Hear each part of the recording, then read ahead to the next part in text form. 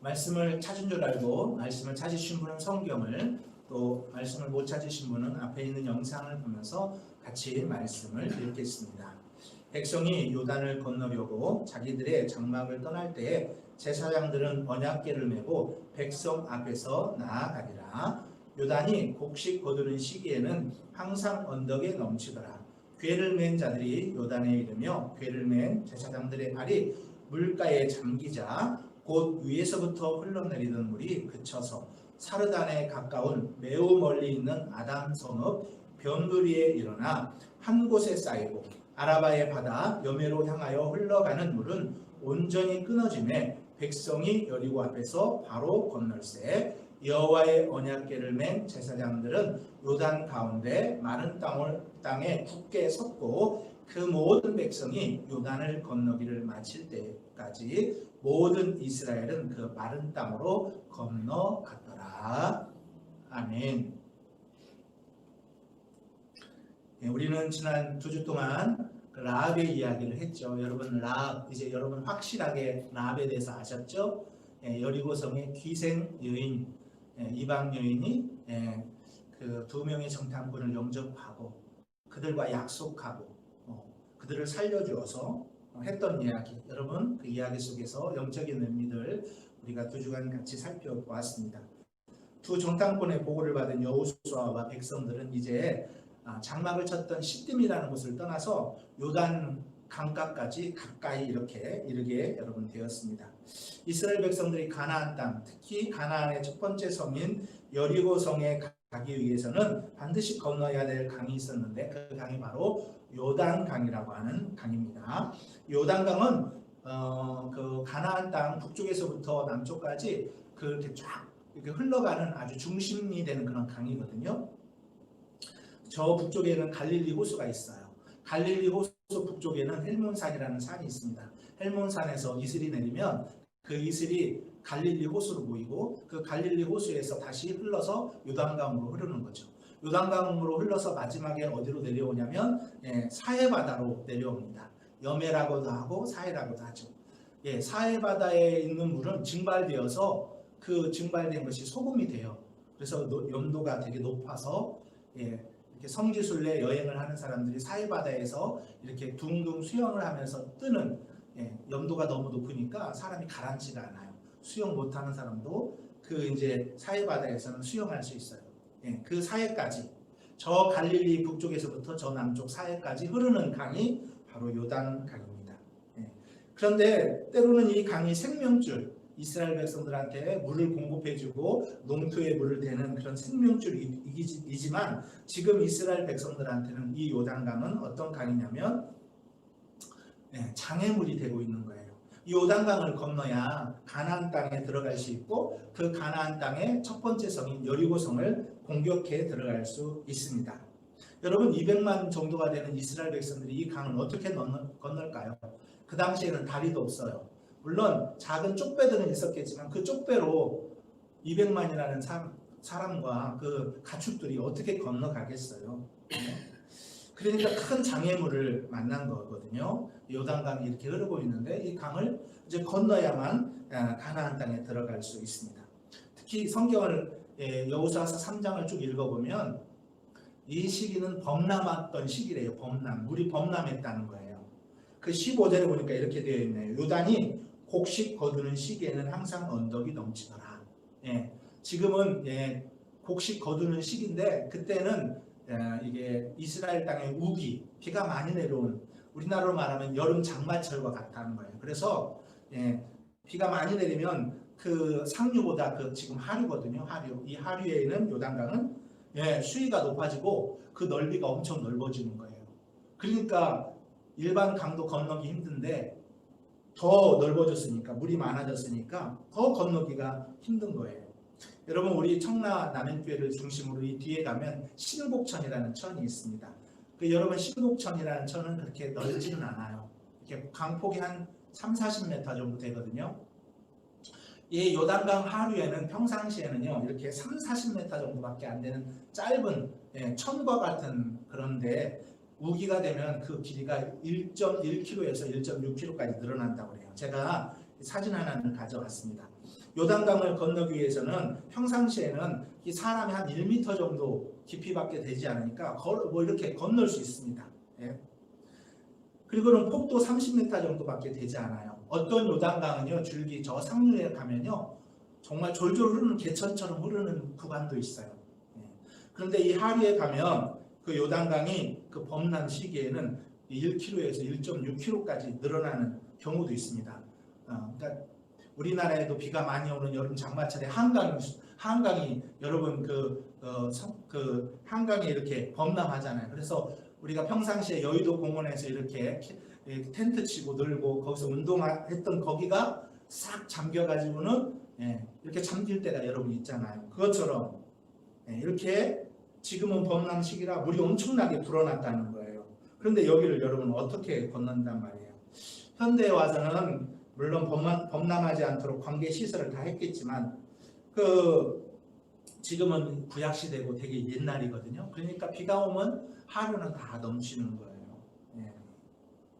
제가 기록 사진 하나 찾아왔는데 1940년 요단강 하류가 범람했다고 이렇게 인터넷 기사에 뜬 거인데 이제 이거 옛날 사진이죠. 지금부터 80년 전 사진을 제가 기록 사진을 가져왔는데 이게 요단강이에요.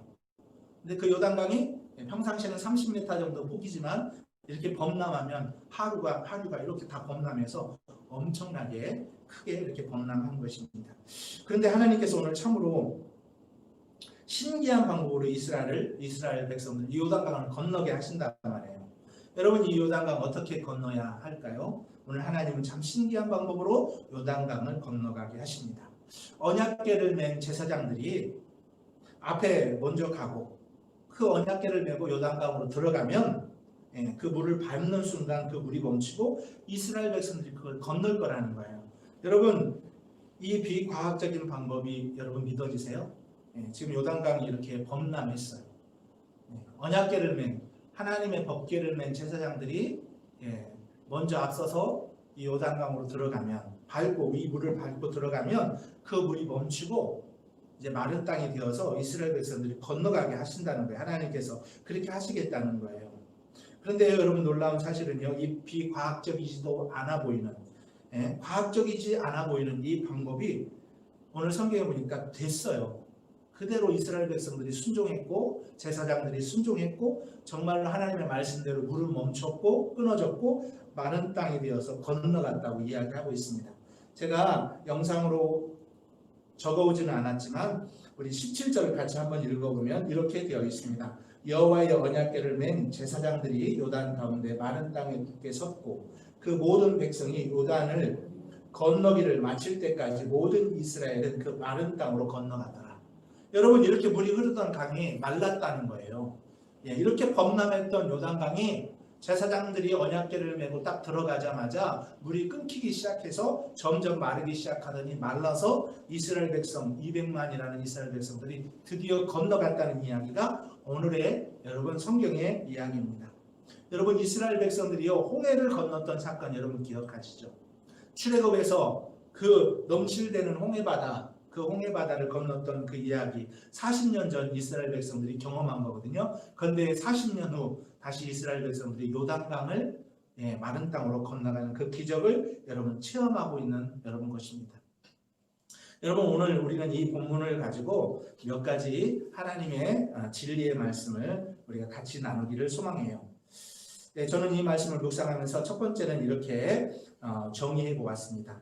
우리 성도님들이 인생길에서 따라가야 할 것이 있다는 거예요. 우리 성도님들이 우리 신자들이 따라가야 할 것이 있는데 그것은 오직 하나님과 그분의 말씀이라는 사실입니다. 우리 영상을 보면서 같이 읽어볼까요? 성도가 따라가야 할 것은 하나님과 그분의 말씀이다. 우리 3절 말씀 영상을 보면서 같이 이곳에 있는 분들도 같이 읽을까요? 백성에게 명령하여 이르되 너희는 레위 사람 제사장들이 너희 하나님 여호와의 언약궤를 메는 것을 보거든 너희가 있는 곳을 떠나 그 뒤를 따르라. 이스라엘 백성들은요 시딤이라는 곳에서 진을 쳤거든요. 그런데 이제 한 12km 정도를 걸어서 요단 강가에 이르렀습니다. 하나님이 여호수아를 통해서 말씀하셨어요.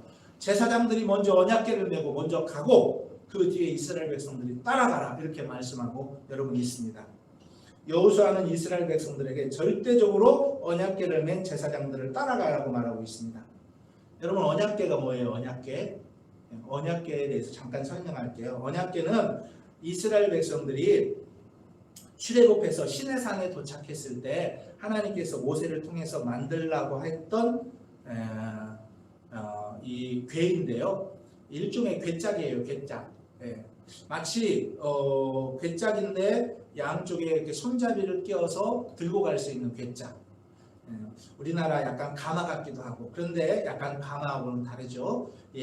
그 언약궤 위에는 스랍, 천사의 모양을 하고 있는 그 스랍이 두 개가 이렇게 마주보고 있어요. 그리고 금으로 만든 건 아닌데 금을 입혀서 금 모양으로 이렇게 색깔이 금색입니다.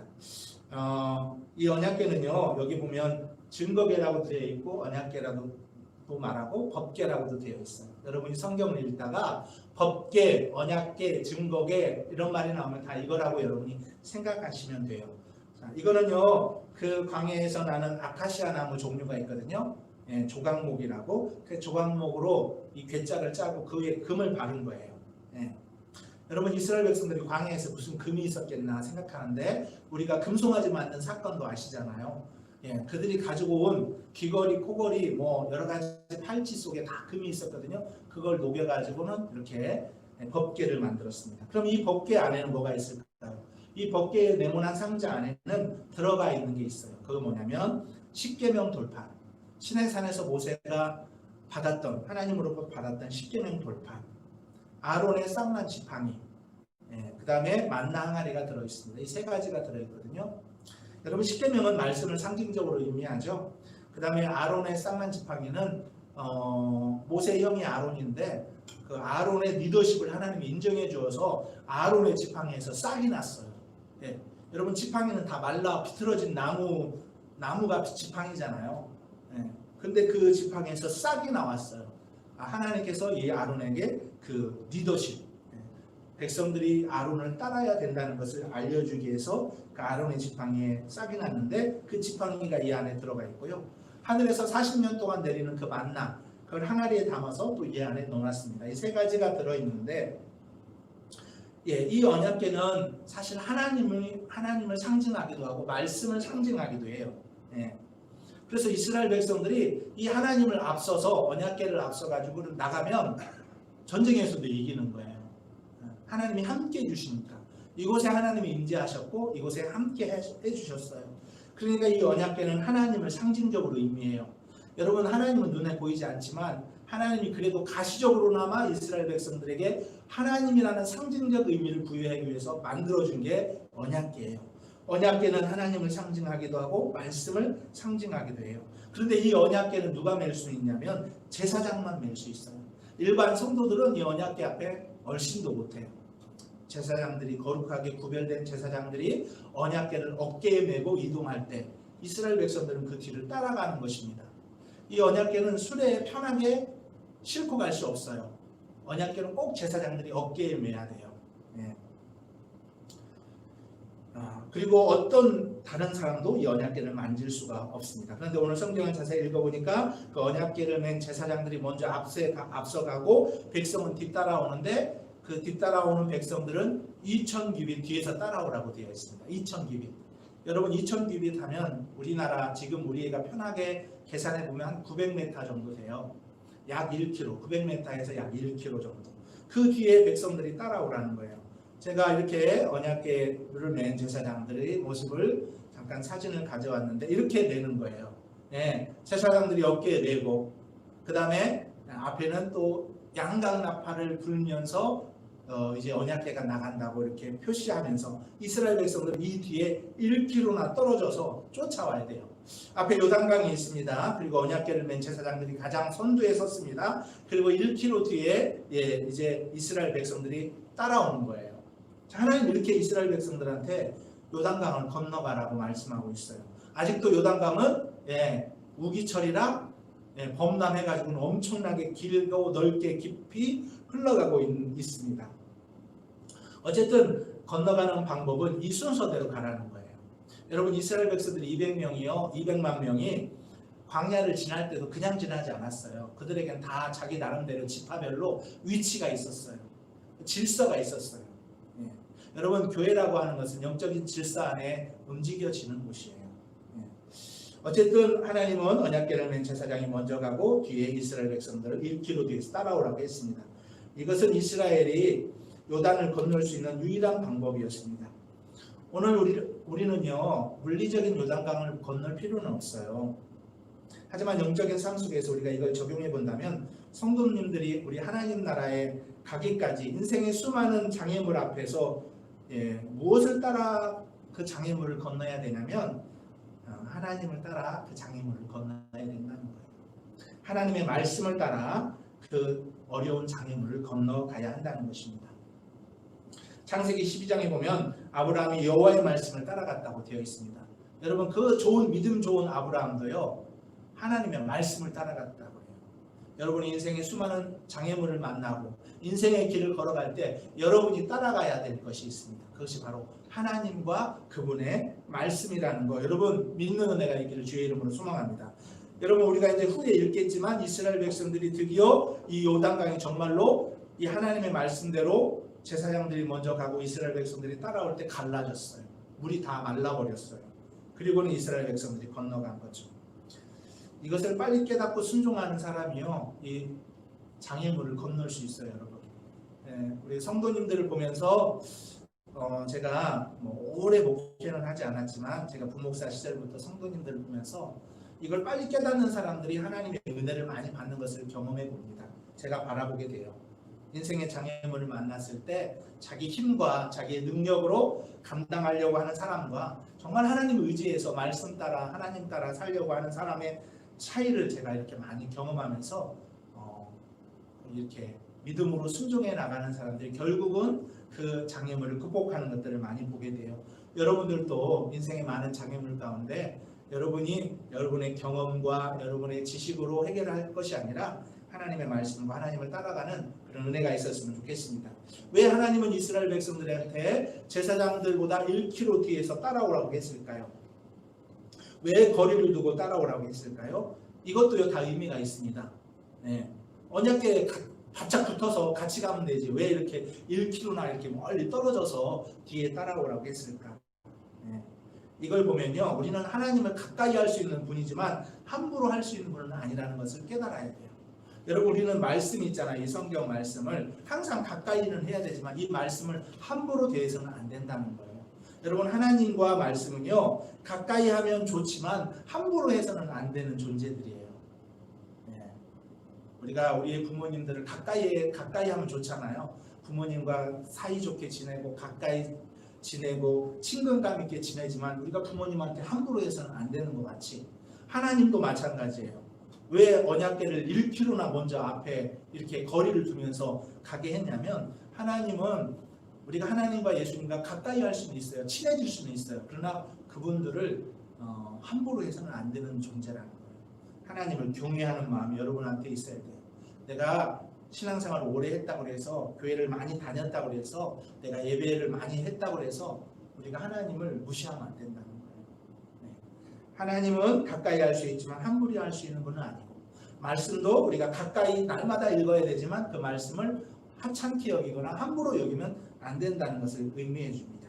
여러분, 항상 하나님과 말씀을 거룩하게 여기시는 우리 성도님들이 되기를 소망하고 하나님과 그 말씀을 잘 따라가는 인생길을 걸어가는 저와 여러분 되기를 주님의 이름으로 소망합니다. 두 번째, 우리 같이 오늘 영적인 두 번째 교훈을 같이 읽어볼까요? 하나님과 동행하기 위해서는 성결함이 필요하다는 거예요.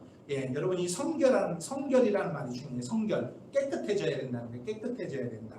같이 말씀을 읽어볼까요? 여호수아가 또 백성에게 이르되 너희는 자신을 성결하게 하라. 여호와께서 내일 너희 가운데에 기이한 일을 행하시리라. 여기 보면 자신을 성결하게 하라고 했어요. 요단강을 건너기 전에 백성들한테 요구한 것은 성결이에요. 성결. 깨끗해져라. 여러분, 구약 성경에만 이 성결이라는 단어가 33번 나오는데요. 그 하나님께서 뭔가 역사를 일으키시고 뭔가 은혜를 주시고 뭔가 축복을 주실 때 꼭 하나님께서는 성결해지라고 말씀해 주고 있어요. 야곱이 큰 어려움을 당했을 때, 야곱이 큰 어려움을 당했을 때 하나님께서 베델로 가라고 했을 때 야곱이 성결해져요. 그래가지고 자기 종들이 섬기는 우상들을 다 땅에 묻고 헌옷을 다 갈아입고 다 땅에 묻어버리고 새로운 마음으로 하나님을 섬기러 가거든요. 하나님은요, 어떤 역사를 일으킨다든지 어떤 은혜를 준다든지 어떤 축복을 주기 위해서는 우리한테 요구하는 게 있어요. 너 성결해져라 아닙니다. 오늘도 요단을 건너는 이 중차대한 사건 앞에 이스라엘 백성들은 제사장을 따라가야 하지만 또 하나 해야 될 것은 성결해지는 거예요. 먼저 너희 몸과 마음을 깨끗하게 준비하라는 거예요. 왜 그러냐면 하나님은 거룩하신 분이기 때문에 그래요. 레위기 11장 44절에 보면 내가 거룩하니 너희도 거룩해져라 이렇게 말씀하거든요. 하나님 우리가 깨끗하기를 원하고요. 옛날 이스라엘 백성들이 성결해지는 방법은 이런 방법이 있었어요. 첫째는 옷을 빨거나 아니면 헌옷을 땅에 묻어버리고 새 옷을 갈아입거나. 여러분 그 옛날 이스라엘 사람들은 옷이 그렇게 많지 않았어요. 성인이 자기가 옷을 한 벌을 딱 입으면 그걸 평생 입는 사람도 있을 정도로 옷은 귀한 거였어요. 왜 예수님께서 십자가 지실 때 로마 군병들이 예수님 옷을 가지고 서로 막 빼앗았을까요? 서로 예수님 옷 가지려고. 옷이 귀하기 때문에 그래요. 그런데 그 귀한 옷을 땅에 묻어버린다. 이건 결단이 필요한 거죠. 땅에 묻는다. 자기의 옛 습관과 옛 죄악을 다 묻어버리겠다는 결심이에요. 여러분, 이스라엘 백성들은 성결하는 방법으로 옷을 빨거나 옷을 땅에 묻거나 아니면 목욕을 하거나 아니면 자기 몸에 지니고 있는 하나님도 섬겼지만 자기가 은근히 섬겼던 우상들, 옛날 그 이스라엘 백성들 또 이방 사람들은 이 몸에 지니고 다니는 우상들이 되게 많았어요. 조그만 우상들이 되게 많았거든요. 그런 것들을 다 빼가지고 땅에 묻어버리는 거예요. 나 이제 이런 거 안 섬기고 하나님만 섬길 거야 하는 마음으로요. 이게 이스라엘 백성들이 그 당시 사람들이 성결해지는 방법이에요. 옷을 빨거나 자기가 목욕을 하거나 아니면 헌옷을 땅에 묻고 갈아입거나 아니면 우상을 다 땅에 묻어버리거나. 이게 그 당시에 성결하는 방법이에요. 하지만 오늘날 우리는 어떻게 성결해야 돼야 될까요? 여러분 성결해지기 위해서 오늘 옷을 갈아입거나 새 옷으로 여러분 하나 사서 입거나 아니면 목욕탕 가서 때를 다 벗기거나 이게 우리가 오늘날 성결해지는 방법은 아니에요. 성결해지는 방법은 이거예요. 내 마음속에 하나님 외에 사랑했던 것, 의지했던 것들을 다 내려놓는 거예요. 더러운 말과 내 마음속에 더러운 생각들을 정리하고 하나님이 기뻐하는 생각으로 바꾸기를 결심하는 거예요. 잘못된 신앙의 습관을 회개하고 하나님께 가까이 가는 거예요. 여러분 이게 오늘날 하나님 우리에게 요구하는 성결이에요. 옷을 빨거나 목욕을 해서 성결이 되는 것이 아니라 여러분 우리가 마음을 성결하게 해야 되는 거예요. 마음을. 그래서 내 마음속에 사랑했던 거 내려놓는 거. 복음성가 중에 내가 주인 삼은이라는 찬양이 있잖아요. 내가 주인 삼은 모든 거 내려놓고 내 주 되신 주 앞에 나가서. 오늘날 많은 사람들이 예수님도 믿고 하나님도 믿지만 주인 삼은 게 많이 있잖아요. 물질을 주인 삼고 성공을 주인 삼고 또 어떤 경우는 쾌락을 주인 삼고 또 어떤 경우에는 또 자녀가 자기의 모든 것이 돼버린 시대가 돼버렸고. 그런데 이 모든 것을 내려놓는 거 중요하다는 거예요. 오늘 이스라엘 백성들이 요단강 건너기 전에 하나님이 또 하나 요구한 것은 성결이에요. 성결. 여러분들도 이것들을 잘 묵상하면서 나는 어떻게 성결해져야 될까? 하나님 앞에 나는 어떤 성결을 해야 될까? 여러분 한번 생각해 보세요. 여러분 우리가 성결해질 때 하나님은 그것을 통해서 일하셔요. 이런 말이 있습니다. 탁월함보다 하나님은 성결함을 더 중요시해야 된다. 이 말이 정말 맞는 것 같아요. 어떤 목사님이 하신 말씀을 제가 들었는데 탁월함보다 중요한 것은 성결함이라는 거예요. 교회도 마찬가지예요. 교회가 큰 게 중요한 게 아니라 교회가 거룩해지는 게 중요한 거예요. 교회가 성결해지는 게 중요해요. 성도도 마찬가지예요. 내가 교회에서 엄청난 탁월한 역할을 하는 것보다 더 중요한 것은 내가 하나님 앞에 거룩하고 깨끗한 존재가 되는 거예요.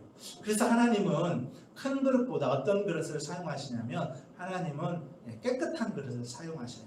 비록 그 그릇이 나무 그릇이라도 사기 그릇이라도 하나님은 큰 그릇이나 큰 그릇보다 어떤 그릇을 더 소중하게 여기고 사용하시냐면 깨끗한 그릇을 사용하십니다.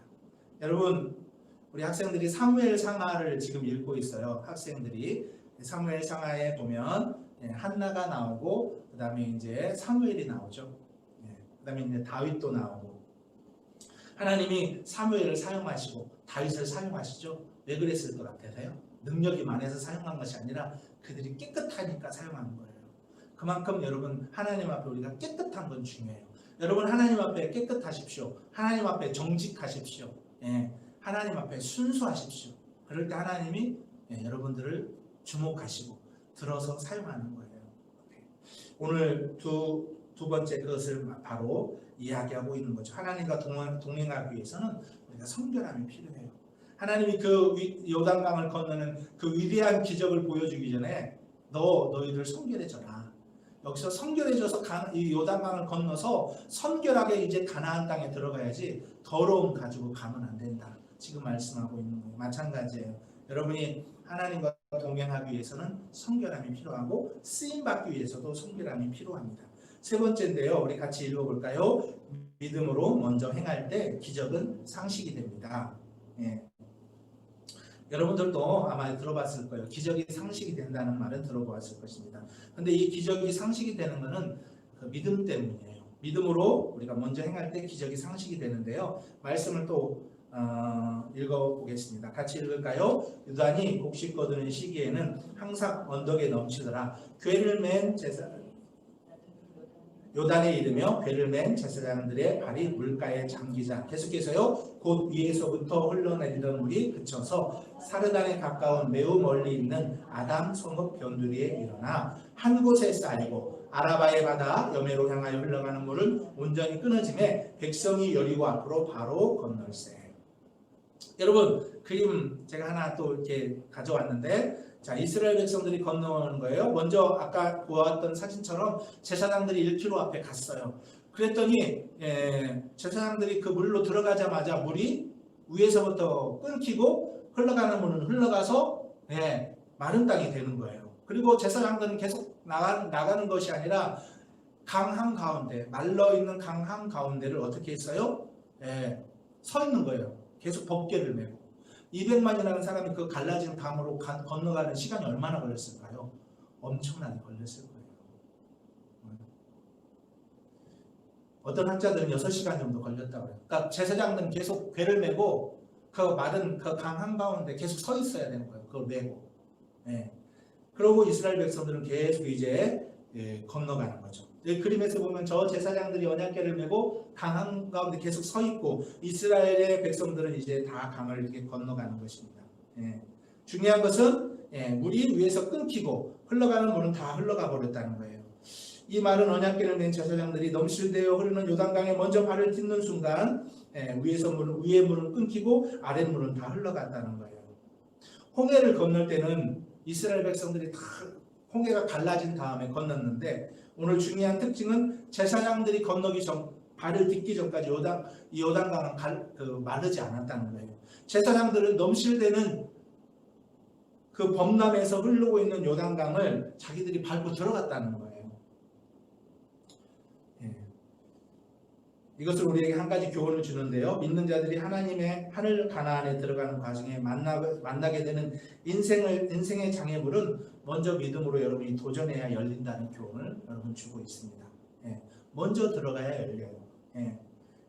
하나님은 다 갈라놓고 제사장들아 들어가라 한 것이 아니라 아직 갈라지지도 않았는데 들어가라고 말씀하셨어요. 제사장들이 발을 탁 딛자마자 물이 갈라진 거죠.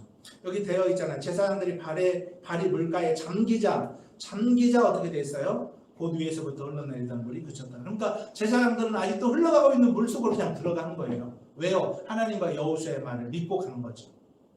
여러분 혹시 그렇게 할 수 있어요?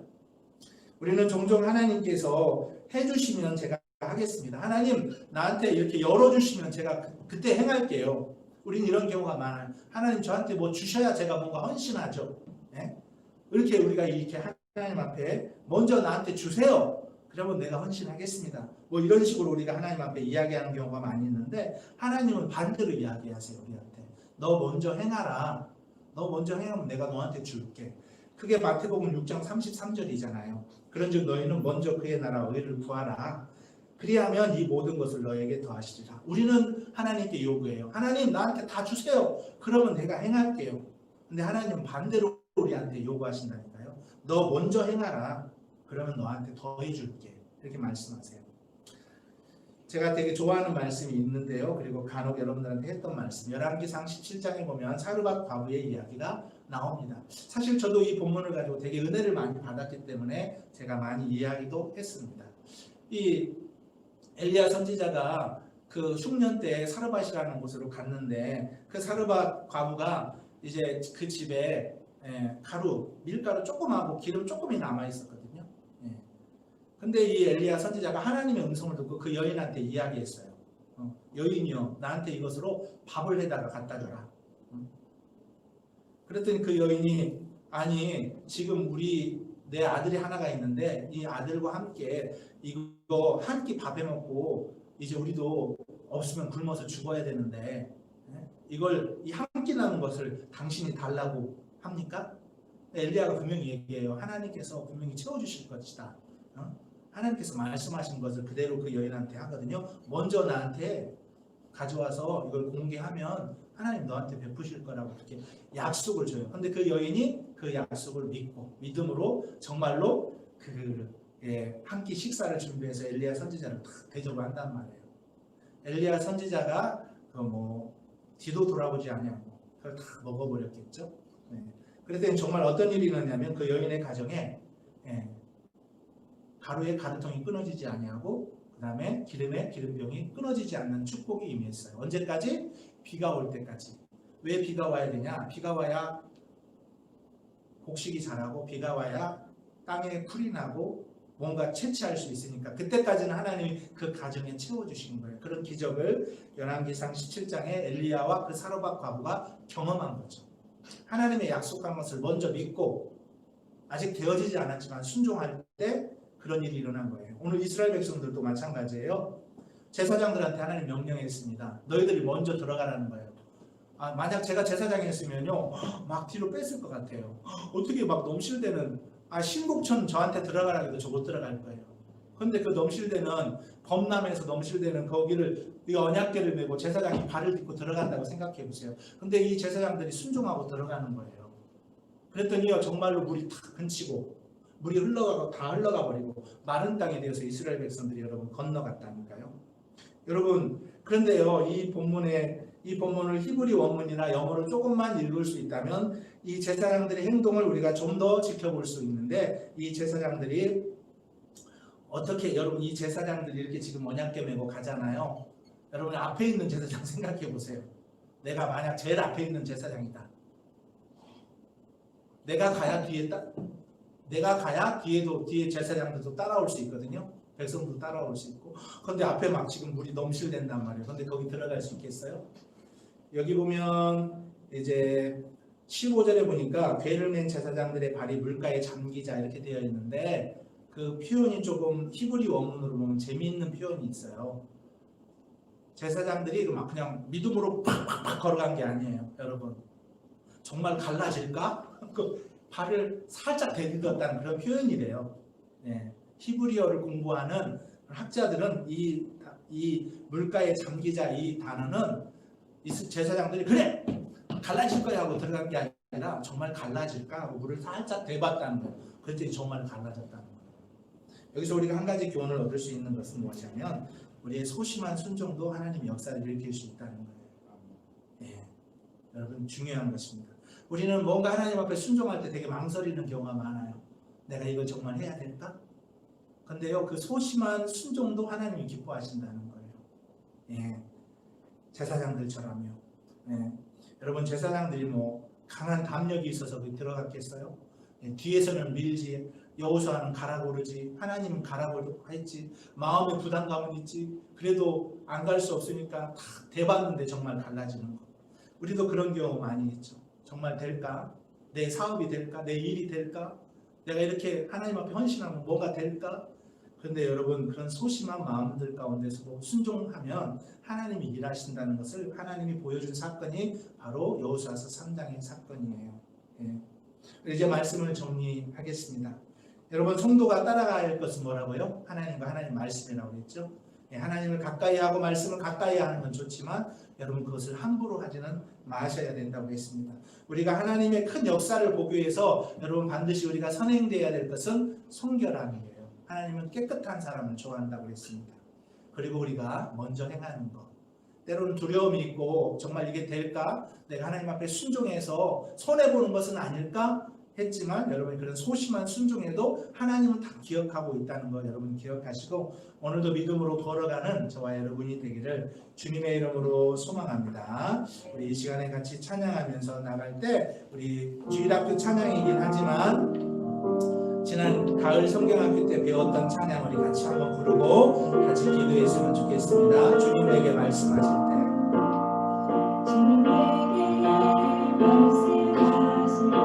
그 말씀 소망이 되고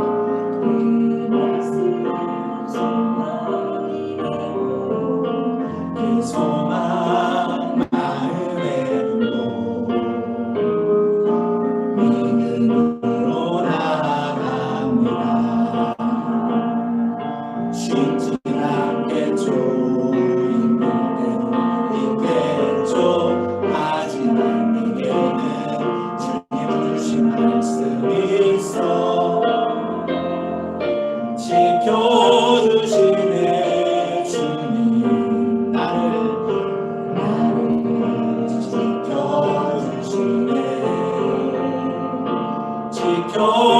지켜주시네. 주님 믿음 지켜주소서. 쉽진 않겠죠. 쉽진 않겠죠. 힘들 때도 있겠죠. 하지만 내게는 주님 주신 말씀이 있어 지켜주시네. 주님 나를 지켜주시네. 지켜주시네. 주님 믿음 지켜주소서.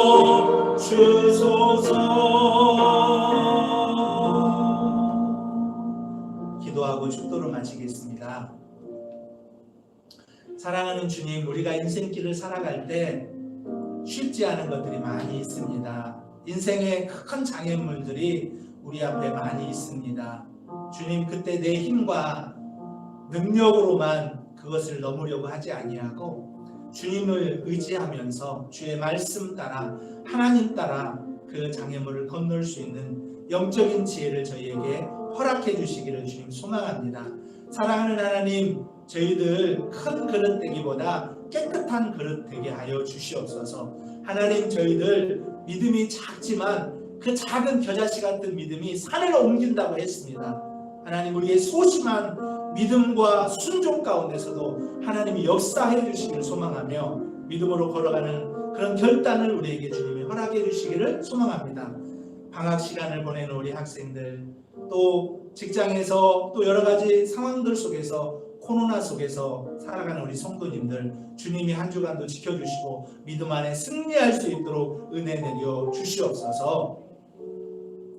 이제는 우리 주 예수 그리스도의 은혜와 하나님 아버지의 사랑하심과 성령님의 감화 감동, 교통 역사하심이 믿음으로 걸어갈 때 요단강을 마르게 하셨던 하나님의 능력을 보기를 소망하며 오늘 또 고개 숙인 우리 어린이, 우리 학생, 우리 청년들, 또 우리 성도님들 머리 위에 이제로부터 영원토록 함께 계실지어다. 아멘.